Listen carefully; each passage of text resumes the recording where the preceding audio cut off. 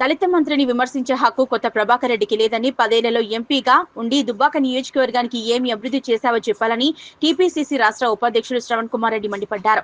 చేగుంట మండలం వడియారం తన guest house లో ఏర్పాటు చేసిన మీడియా సమావేశంలో శ్రవణ్ కుమార్ రెడ్డి మాట్లాడారు.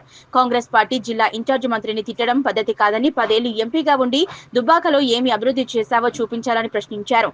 మంత్రిని విమర్శిస్తే చూసి ఊరుకునేది లేదని ఎమ్మెల్యేగా ఉన్న కొత్త ప్రభాకర్ రెడ్డి అభివృద్ధిపై సంక్షేమ పథకాల అమలుకు భాగస్వామ్యం కావాలని నియోజకవర్గాన్ని అభివృద్ధి చేసేందుకు కృషి చేయాలని పార్టీలకు అతీతంగా కలిసి వస్తే అభివృద్ధికి సహకరిస్తామన్నారు. ఈ కార్యక్రమంలో జిల్లా నాయకులు విష్ణువర్ధన్ రెడ్డి, మండల youth Congress vice president Boini Srikanth, Dubbaka assembly vice president Prashanth, నాయకులు స్వామి, రాజిరెడ్డి, ఐలయ్య, బాలకృష్ణ తదితరులు పాల్గొన్నారు. ఏదో ప్రెస్ కాన్ఫరెన్స్ లా వాళ్ళ కార్యకర్తల సమావేశంలో స్థానిక శాసనసభ్యుడు మాజీ పార్లమెంట్ సభ్యుడు ప్రభాకర్ రెడ్డి గారు రకరకాల ఆరోపణలు మా జిల్లా మంత్రుల మీద చేసిండ్రు. నేను ప్రత్యేకంగా ఆయన అడగదలుచుకున్నా, 10 సంవత్సరాలు నువ్వు ఎంపీగా చేసినావు. 10 సంవత్సరాలు నువ్వు ఎంపీగా చేసినప్పుడు ఈ దుబ్బాక ఈ ప్రాంతానికి, దుబ్బాక నియోజకవర్గానికి అక్కడ గజ్వేల్లో జరిగే అభివృద్ధి నీకు కనపడలేదా? ఇక్కడ సిద్దిపేటలో జరిగిన అభివృద్ధి నీకు కనపడలేదా? నువ్వు చేతులు మడుచుకొని పోయి ఆడ మామ అల్లుని దగ్గర నువ్వు ఉన్నావు తప్ప ఓ దిక్కు మళ్ళా ఉత్తరంలో ఉన్న సిరిసిల్ల అభివృద్ధి నీకు కనపడలేదు. నువ్వు ఏం చేసినావు? నీ కంట్రిబ్యూషన్ 10 సంవత్సరాల దుబ్బాకకి 10 సంవత్సరాల్లో ఏమి నోట్వర్ది కంట్రిబ్యూషన్ చేసినట్టు చెప్పు. ఆడ 1000 కోట్ల రూపాయల అభివృద్ధి సిద్దిపేటకి, గజ్వేల్కి, సిరిసిల్లకి అవుతుంటే దుబ్బాక నియోజకవర్గానికి 3 దిక్కులో ఉన్న ఈ నియోజకవర్గాలలో అవుతుంటే దాంట్లో ఒక 10% అన్న అభివృద్ధి దుబ్బాక నియోజకవర్గానికి అయిందా? దుబ్బాక వాసులని ఈ ప్రాంతం, ఈ నియోజకవర్గం ప్రాంతం సంబంధించిన ప్రతి ఒక్క రైతుకైనా నిరుపేదలకైనా అడగండి, ఈ ప్రాంతానికి ఎటువంటి అభివృద్ధి వచ్చింది గత 10 సంవత్సరాలలో టీఆర్ఎస్ హయాంలో? అరే అటువంటిది నువ్వు చేయనోనివి ఇవాళ పండుకొని 10 సంవత్సరాలు నువ్వు ఒక ఎంపీగా ఉండగా నువ్వు నోరిప్పకుండా మాట్లాడకుండా నువ్వు ఉన్నోనివి, అధికార పార్టీలో ఆ రోజు ఉన్నోనివి. ఈరోజు నీకు ఎవరు జ్ఞానం ఇచ్చిండో నాకు తెలియదు. నాకు తెలిసి ఆ మామ అల్లుళ్ళే నీతో మాట్లాడిస్తున్నట్టున్నారు.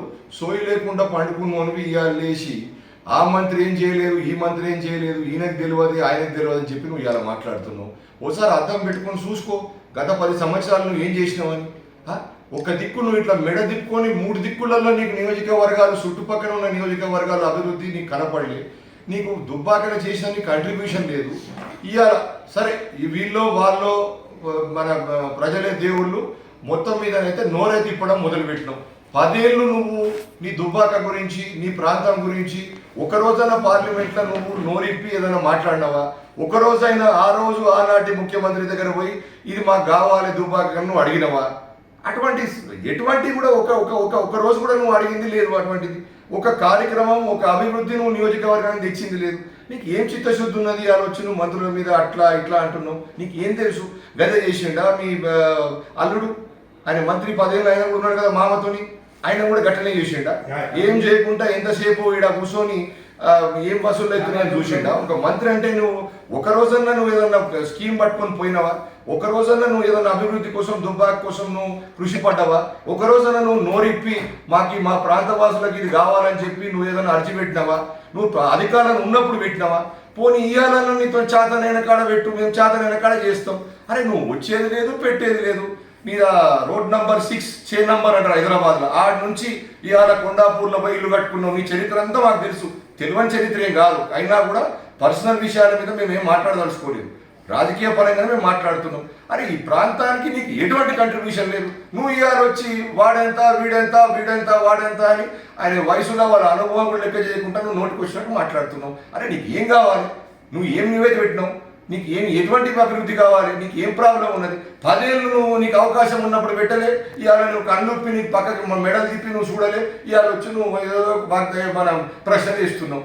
చిత్తశుద్ధితోని, మర్యాదతోని నువ్వు ఎటువంటి అయినా కూడా దుబ్బాక పరువు నిలబట్టట్టు ఏమన్నా కన్స్ట్రక్టివ్గా ఇవాళ కాంగ్రెస్ హయాంలో కన్స్ట్రక్టివ్గా పేదలకు ఏం కావాలి, ఇన్ని స్కీములు పెట్టున్నాం, దాని పరంగా ఎట్లా లాభం కావాలి, దాంట్లో భాగస్వామ్యంగా 100% మా పార్టీ తరఫున సహకారాలు ఉంటాయి.